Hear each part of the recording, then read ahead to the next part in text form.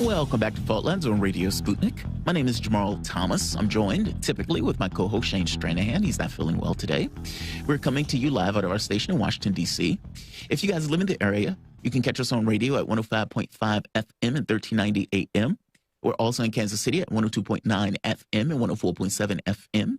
If you guys are digging what Shane and I are putting down, whatever platform you're consuming this content on, give us a like and share that audio or video. If you want to join in on the conversation, you can send a chat, a tweet, and of course, you can reach us by phone at 202-521-1320. That is 202-521-1320. Your engagement helps make the show what it is, so definitely don't be shy. I'm just going to bring our guest on because our guest is phenomenal, and I enjoy talking with him. And there are two issues that we want to talk about. The Iranian tanker, or Iran being accused of basically hijacking a tanker, or Iranian-backed militias accused of taking a tanker. But I also want to get into the conversation about what is taking place in New York. So I'm just going to invite him on. Caleb Maupin. He's a speaker, writer, journalist, political analyst, and author. His book, Kamala Harris and the Future of America, an essay in 3 parts, examines the life of Kamala Harris and puts her rise in prominence in the context of changing U.S. political discourse and the geopolitical stage. Caleb, thank you for joining me. Sure, glad to be here. Absolutely. So let's start with the Iranian tanker. So Reuters, Iran-backed forces seize tanker. Maritime sources say Iran denies it. Then you have Israel coming out, Bennett, basically saying that Israel is able to act against Iran over the ship attack. And I'll just read it. Israel is rallying global action against Iran over an attack on an Israeli-managed tanker off Oman last week, but is capable of responding on its own if necessary, Prime Minister Naftali Bennett said on Tuesday. The United States and Britain and Israel blamed Iran for the suspected drone strike on Thursday, in which 2 crew members, a Briton and a Romanian, were killed. Tehran denies involvement. Caleb, frame this for us. What is going on?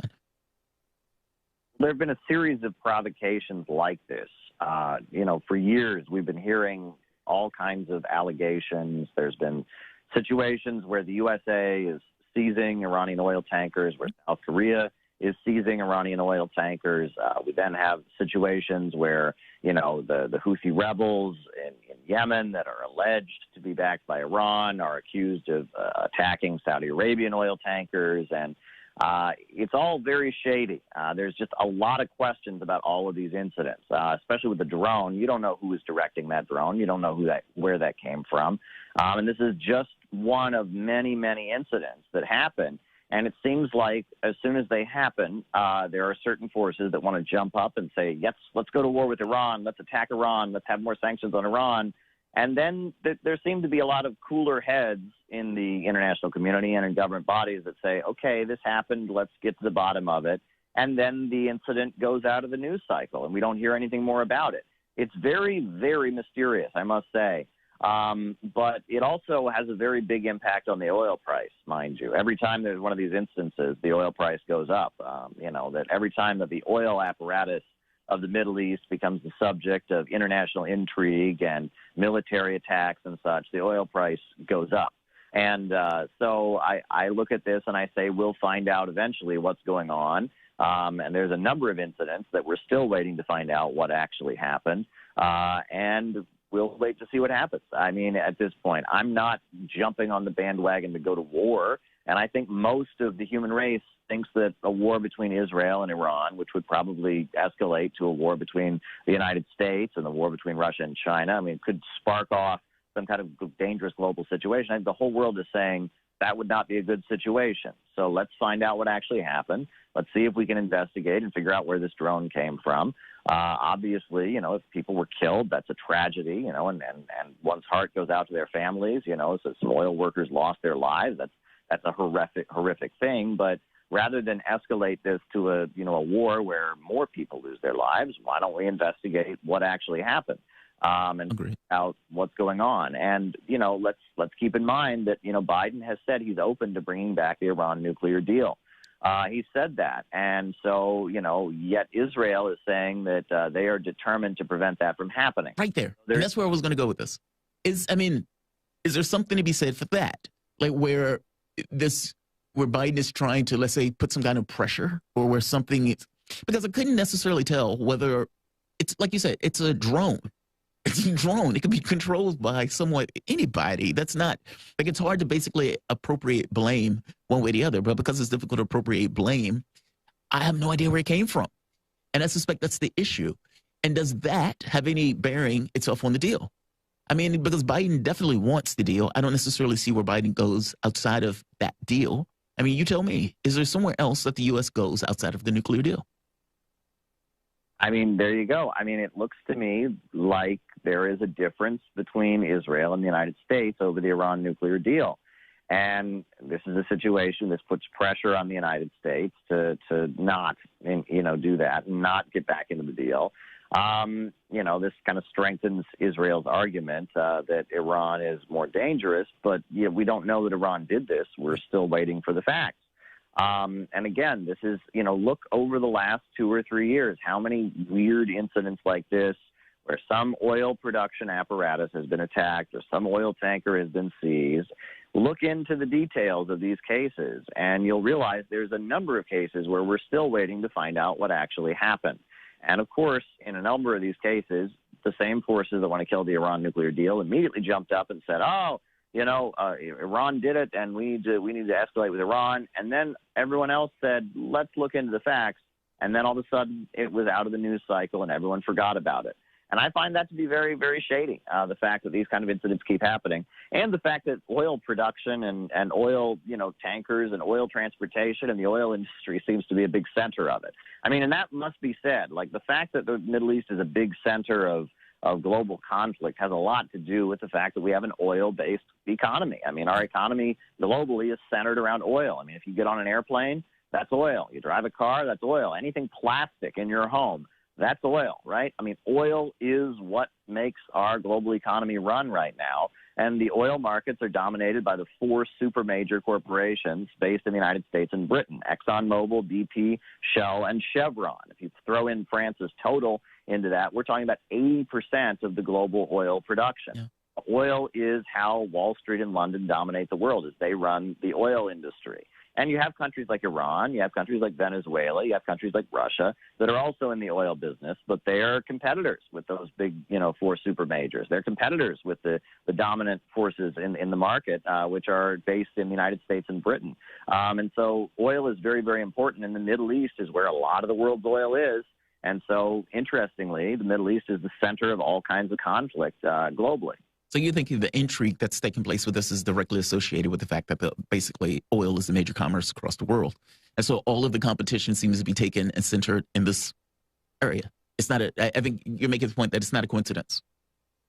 Yes. I mean, if you want to control the global economy, you got to control the oil. And, Saudi Arabia is in with the Western countries and in with ExxonMobil, BP, Shell, and Chevron. But Iran, on the other hand, they had the Islamic Revolution of 1979. Their oil is under the hands of a government, the Islamic Republic, that comes out of a revolution, has a network of Basij councils and neighborhoods. The biggest economic entity in Iran is the Islamic Revolutionary Guard Corps, which is a military force accountable only to Iran's supreme leader that's above the elected government. And Iran is a section of the international oil markets that is independent and exporting in competition with these Western oil companies. And if you look at the history of the Middle East, you can talk about the rise of the Ba'ath movement, in Iraq, and Saddam Hussein. He was an independent leader that was exporting on the international markets in competition. You can talk about the rise of Gaddafi and how, Gaddafi was very much a competitor on the international oil markets and was using the oil resources to make Libya a very prosperous country. And the fact that the Middle East is where there's so much oil, and, the fact that there's so much conflict there is not a coincidence. It's because our world runs on oil. It does seem, though, that Biden, there's a juxtaposition between this notion of, okay, the conflict in that particular region versus the political things that they want to get accomplished. And I agree with you that from the standpoint of, okay, who profits or who benefits in the situation of chaos? Well, yeah, like you said, Israel doesn't necessarily want the Iran deal to come back into play. It does seem like Biden does, though. That's the catch. And if he does, how does this play politically? I mean, for example, right now, Iran had been increasing the enrichment of the uranium. Now, this is being done to kind of get across a few things, right? It's provocation. It's to show that, well, you've done your maximum pressure campaign. That maximum pressure campaign hasn't worked, and not just not worked. We're upping the enrichment to get across how much it hasn't worked and to put pressure on the U.S. to basically come back to the deal. Now, considering the U.S. is the one that left the deal, that should be the one to come back. But the U.S. wants to save face. Biden doesn't necessarily want to get called weak. And so you have this kind of weird interplay between these two where it's like, okay, we're going to have negotiations, but not direct negotiations. It's like, but everybody knows you guys are negotiating indirectly. Isn't that the same thing as negotiating directly? No, it's different. It's different. It's this weird this weird dance of saving face. What about now? I mean, if they're making this argument that, and the New York Times does it all the time, Iranian-backed militias does X or Y. I think you read into the details and it's unclear or whether or not it's Iran. They don't even know themselves. What about this? Like, they're blasting this out. Iran did this, or Iran did X. Okay, if that's true and if that's the media, what leverage does Biden have in trying to pull the U.S. back to a deal? I'm just very curious on that because I just don't know where the U.S. goes if not for the deal. And yet it seems that Biden just can't go back to the deal. It's very weird politics. Sure. I mean, you hit the nail on the head there when you say, when they say Iran backed. Iran gave money to Nelson Mandela and the people of South Africa in the fight against apartheid. So, could you say that the ANC in South Africa is Iran backed? Iran gave money to the Irish Republican Army. The Irish people, and then during the 1980s, during the Troubles in Northern Ireland. There's even a street in Iran named after Bobby Sands. Or, so next time there's an IRA incident in Northern Ireland, are we going to say an Iran-backed group does this?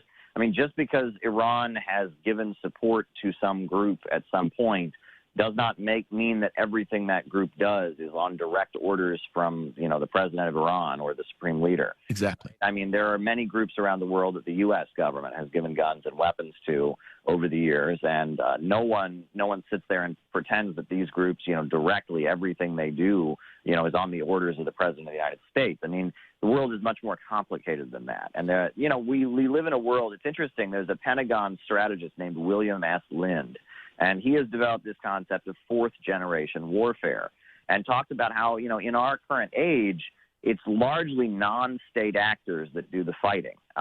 Direct fighting between major countries is not really possible in the age of nuclear weapons because it would lead to, the destruction of the human race. So nowadays, it seems like these non-state actors, independent militias, terrorist groups, insurgents, these kind of groups tend to be the ones that do most of the fighting. And those groups, while they might get supported by somebody, they're not necessarily controlled by somebody. And sometimes they'll be supported by one group and change their mind and go and make a deal with another group. Largely the way the USA was able to, quote unquote, turn things around in Iraq at one point, that during the surge, was largely because a lot of these groups that were fighting the United States, the U.S. government just went to them. We bought them off, right? Cases of cash. Yeah, we bought off warlords, right. We just bought them off. Actors. I was having this conversation with my wife yesterday about diminishing returns. Like, you get to a certain point where the weapons that you're coming up with are so extreme, and the capacities that you have as a country to distribute like force and to kill, where if you ever unleash it, you end it all. And winning a war is not you dying, if that makes sense. And so it's like you can never unleash the full arsenal because you can never actually win a war under those scenarios. And so what you have are proxies. Like you say, those proxies are out there doing this or that. From the standpoint of the way these guys operate, though, and the way the proxies group, if we're making that argument, basically that because they're getting paid money, that they're backed. Oh, I know what I was going. The interplay between media in this, because you're right. Oftentimes when you read stories, they would say Iran backed or Russia backed or X backed. And often it's groups or countries that we don't particularly like. And it's often very weirdly that the media lines up on the side of the country we don't particularly like when they're doing stuff like that. You've been in media for a while. And I always think, how does this interplay take place? Is it direct? Is it just that the media goes to government agents and government agents tell them X and they just kind of repeat it as stenographers? Do they just get the zeitgeist of it all and they just kind of attune like fish in a pool? How do they end up like this? Because it's almost a one-to-one. If government doesn't particularly like somebody, if we're enemies, the media is also not going to like them. Indeed. I mean, lately, if you watch the Joe Biden press conferences, it seems like the press is constantly demanding that Joe Biden be more hawkish. And it doesn't match public opinion. The overwhelming majority of Americans are tired of these wars. They want the troops to be brought home. They don't see what we're benefiting from these wars as a country. But if you watched, especially, after that Putin-Biden summit, or you watch any of these press conferences where we've seen, it seems like the press's main job is to just be on top of Biden. Why aren't you more hostile to this country? Why aren't you more hostile to that country? Why didn't you confront them? I mean, it's like the press has become the war lobby. And why? Engage there for a moment. But why are they like that? I mean, is it just, they've gotten so accustomed to this kind of American point of view? Because I think on some level it's that. I think it's like where they have there's a point of view in this country of, it's very bizarre, but it's as if we have a right to dictate what people should do in other countries. That's a right, almost. When they killed Soleimani, and you asked the American public, more than half said clean kill, even though they didn't even know who the guy was.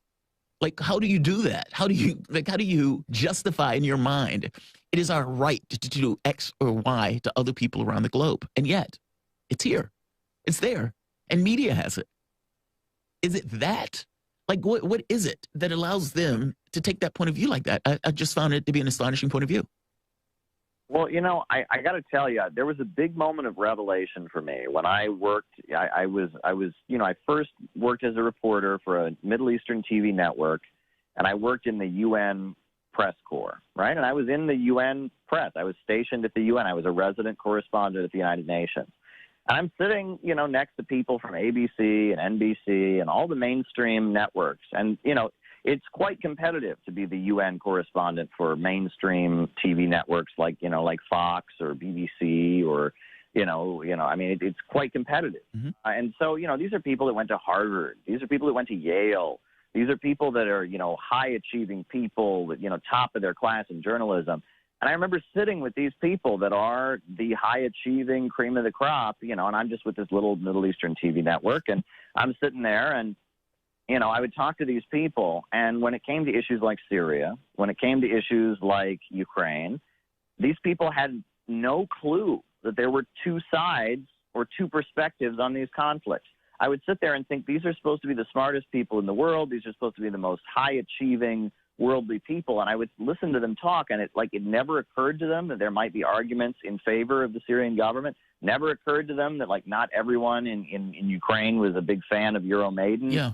And I would sit there and I was just I was in shock. I'm like, how is this possible? These are supposed to be the most well-educated, advanced, high-achieving people. So they're not faking. They really don't know, because my thing is, I often tell Shane, it's I don't mind having somebody give a perspective, meaning somebody can give a different take that is grounded in reality, that is being an honest actor and giving that take. And it can be different from yours, despite the fact that you're giving an honest take. They don't know that. And that's what shocked me. And what I realized is they had gotten into their position, they had gotten up through the American educational system by learning to, not to think critically, but by learning to repeat the party line. And that seems to be what you do. It used to be, during the Cold War, academia kind of took on the perspective of trying to get people to see the other side of the story. But now it seems like largely what's taught if you go and study international studies, you study political science, the way you're taught to think about things is it's like average people are ignorant. But you go to college, you go to academia to learn how to repeat and know in depth the ruling party line of the United States. Average Americans may not know a whole lot about Ukraine or about Syria, but they do know that they're tired of these wars and they want their relatives in the military to come home, and we're not benefiting as a country. But you go to college, you go to Harvard, and you go to Yale, so you can be an expert, think you're an expert on Syria by knowing one side of the story and tell everybody all about, every allegation made against the Assad government and why it is our duty to intervene and under this charter of the UN. And it's like our education system has very much just turned into State Department indoctrination, where, I was sitting there, and these people have no clue that there might be two sides to the story. There might be another perspective, right? I mean, it's just pretty basic, you know. I mean, I've seen the movie Gone with the Wind, but I know that's one side of the story. But, you know, the folks who were enslaved and the folks that were abolitionists and the folks that were fighting against the plantation owners had a very, very different perspective, right? There were two sides to the story. You watch Gone with the Wind, you're getting the Gone with the Wind slave owner perspective. But if you know, read history, a lot of other people saw it very differently. But I don't hear that from those folks. That's so dangerous. Yeah, that's so dangerous. Because that means you can't see the other side. You know, Robert McNamara, I can't think of the name, Fog of War, that's what it was. And McNamara makes that point. You know, the Vietnam War, he's having a conversation with, I think it was Ho Chi Minh.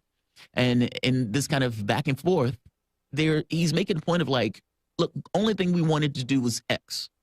And his opposition, Ho Chi Minh, made the point of saying, well, no, you wanted to do this. Meaning they had a fundamental misunderstanding in what each side wanted to accomplish. And he was realizing that all of these people died from a fundamental misunderstanding in what, you know, each side wanted to accomplish. I'm worried about that. That freaks me out. Because I was there. I was at the summit. And I saw the reporters and the way that they were acting. They were like howler monkeys. Like Joe Biden had to come out and basically attack Putin for like X number of minutes before he could finally go into, okay, now this is what we're trying to do in regards to go forward, et cetera, et cetera. It was unacceptable to them. Unacceptable. And so it's like this notion that there's another side or another point of view just doesn't seem to apply.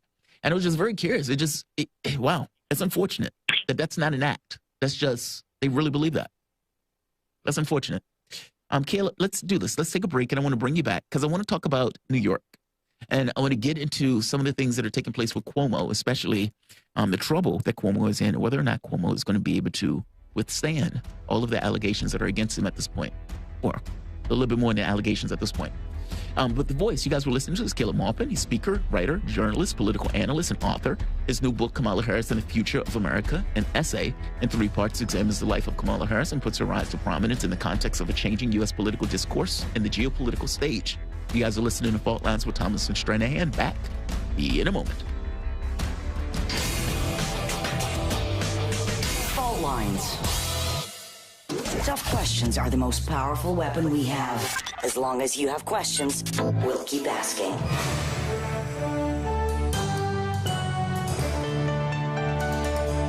Radio Sputnik. Telling the untold. Feeling kind of blue, but maybe also kind of red, and kind of purple, and kind of alone? You've got a friend on Radio Sputnik. Tune into Political Misfits from 12 to 2 Eastern Time, Monday through Friday, for news, politics, and culture without the two-party bias. Catch us daily on 105.5 in Washington, D.C., or 102.9 or 104.7 in Kansas City. Or find us on Twitter, Facebook, YouTube, Spotify, or wherever you get your news.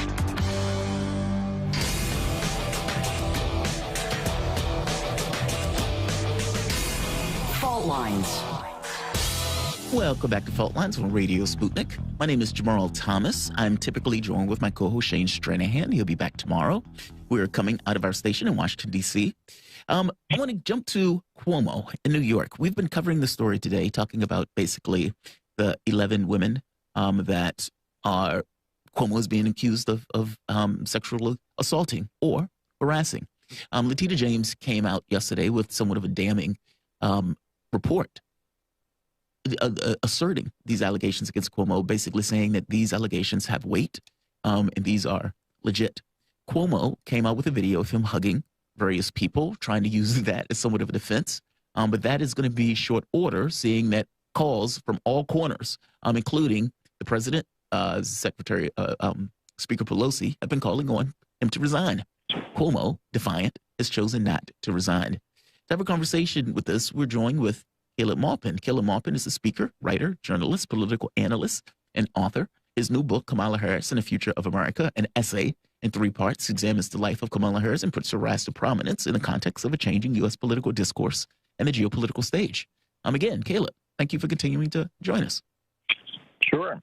So the Cuomo thing is pretty wild to me. This report is brutal. This report is brutal. And her presentation of the findings of the report are just as damning.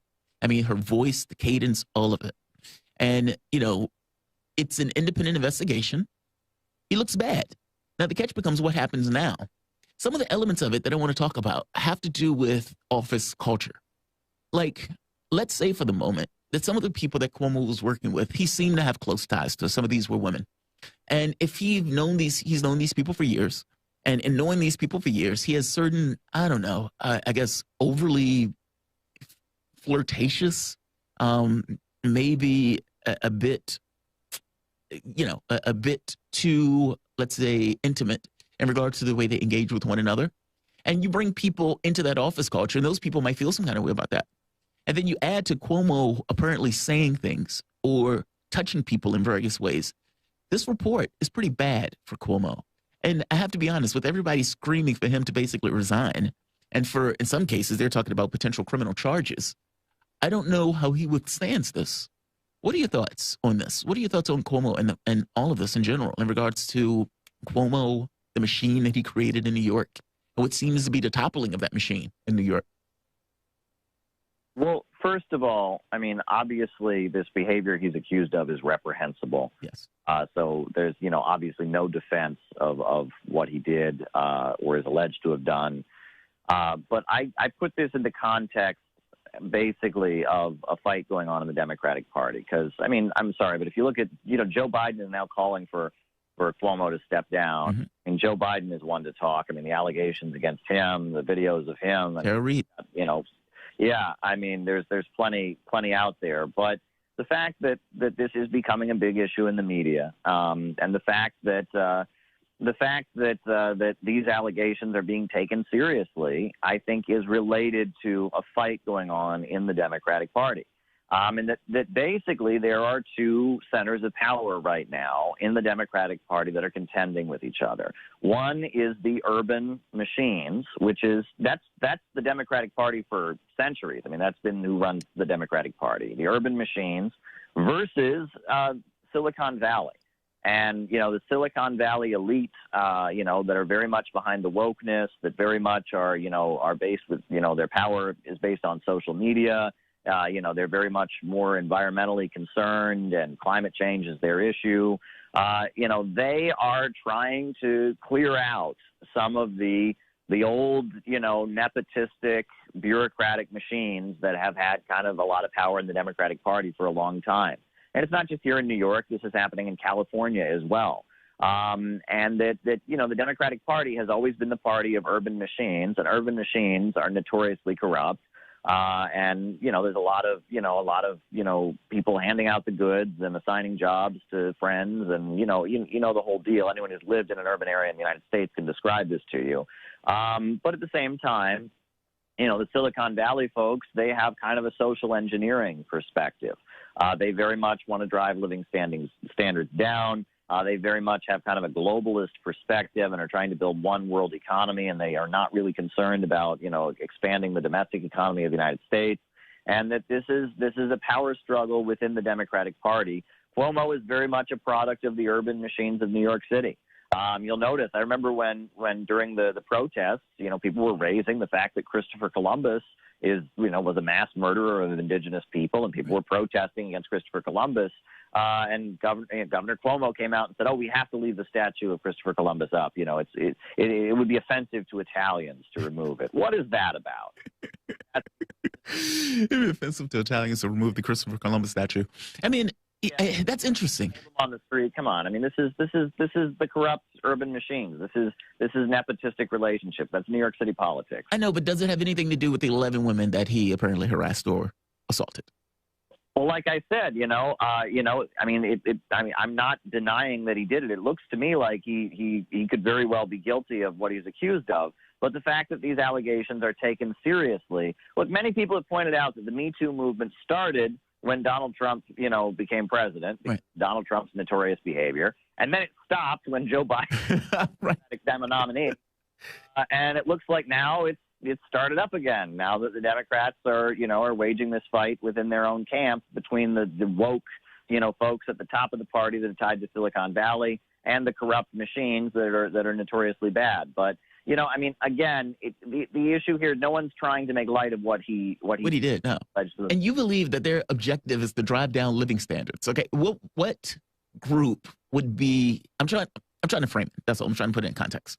What group would be trying to drive down living standards? Well, what faction of the party wants to drive down living standards? Would be the elite. That would be the Silicon Valley folks, right? I mean, if you read what they've published, you read what Bill Gates has said, you look at the Great Reset, I mean, you look at some of the documents that have been published. I mean, they largely feel, on the one hand, that basically we need to transition to kind of a one-world, open international system, as Anne Marie Slaughter, who was part of the Hillary Clinton State Department, put it, an open international system, global free trade. On the one hand, and on the other hand, they feel that, that basically in the name of stopping climate change, we need to drastically reduce consumption, and they're pushing this notion of degrowth, driving down living standards. So that is their perspective, whereas the perspective of the urban political machines is we hand out the goods and keep our folks happy. It's kind of an opposite perspective. Those are the only two perspectives. Those are the only two camps. That's depressing. Well, obviously, politics is far more complex. Yeah, of course. I'm just somewhat teasing. No, Caleb, thank you, man. I appreciate this. It's fascinating. Let me ask you this: what do you think happens from here on out? And what's life in New York after Cuomo? Well, I don't know. I mean, he's been there for so long. He's been a fixture. I mean, he's still standing his guns, and I'll tell you that New York City Tammany Hall political machine is very powerful. And I mean, he's survived worse. He's survived worse. I mean, if he's out, he's out. Wait, you think he survived worse? What worse did Cuomo survive? This seems pretty brutal. The scandal with the elderly, the old folks' homes, that was pretty awful. Well, that's not over with yet. I mean, that investigation is still ongoing. Yeah. I mean, I'll tell you, this guy is a very, very powerful person. He knows the right people. He has a big network of supporters. It's going to be hard to get him out. I mean, I'll tell you that much. Right, some low-level politician would be done at this point. Yeah. This is Cuomo. One last question on New York, and that gets to, we were talking to someone, I believe it was Ted Rawl. He was telling us about how, like, the streets, the businesses, how those things have basically been in such decline since COVID, and that trying to open up the city and trying to get all of those things back online hasn't necessarily been all that great. Not to mention crime and violent crime has been an issue associated with it. What has your take been on that? I mean, have you seen signs of reinvigoration, or New York has just, like, what is the issue? What is the crux of the issue? Well, again, it's the dual nature of the city, right? And it plays into this fight within the Democratic Party, because New York City, on the one hand, is a city. It's a very big city. It's got a lot of businesses, got a lot of tourism, et cetera. But New York City is also the capital of the global economy, right? And it's the home of Wall Street, and it's a big, global financial hub for the global economy. And that contradiction has played out in New York City politics. And, when Giuliani came in and, quote unquote, cleaned up New York, and he was the NYPD mayor who, was associated with all kinds of, broken window policing, police brutality, making New York City much more, wholesome to tourists and making tourists feel much happier to come here. That was largely him defending, like, the local businesses, basically, and saying, we want local businesses to thrive. We want to protect, the kind of the local financial interests. Whereas, the Democratic Party and a lot of the other forces in the city have long kind of seen their role as kind of, running the city on behalf of its global role. And that has been a confrontation. And now you put this in the context of the defund the police situation. You put that in the context of the COVID lockdowns and all of that. And you have a situation where the local businesses and the local economy, which tend to be conservative, which tend to be in with the NYPD, that tend to be in with, the machine and the more, they're Democrats because New York City is a Democratic city, but there are folks that a lot of them voted for Trump. So you have that layer. And then you have the forces that are in with Silicon Valley. And Silicon Valley has been buying up property in this city. That's one thing that many people are not aware of. But, as folks have been going out of business, Google has been buying property here. We've been seeing other tech companies. This is very much becoming a tech city. As the domestic economy has suffered, as the local economy has just been demolished, boarded up stores everywhere.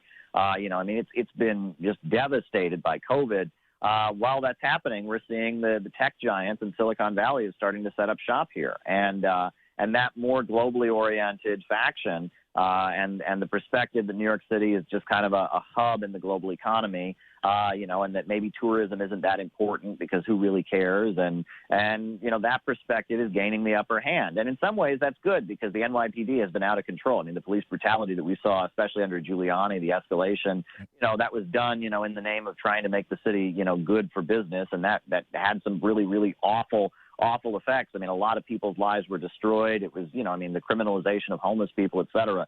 So it's complicated, right? I mean, it's a complicated situation. But I would argue that COVID has kind of given the more globally oriented wing of New York City politics the upper hand.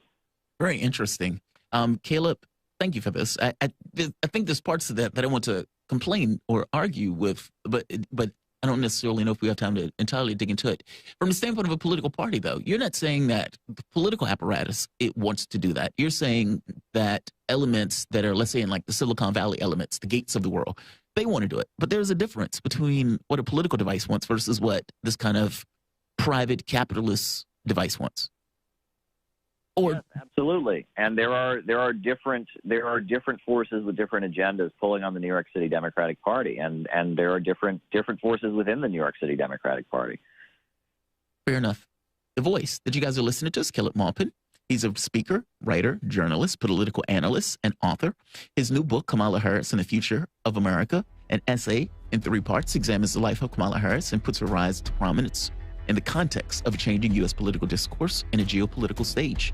You guys are listening to Fault Lines with Thomas and Stranahan. We will be back in a moment. Fault Lines.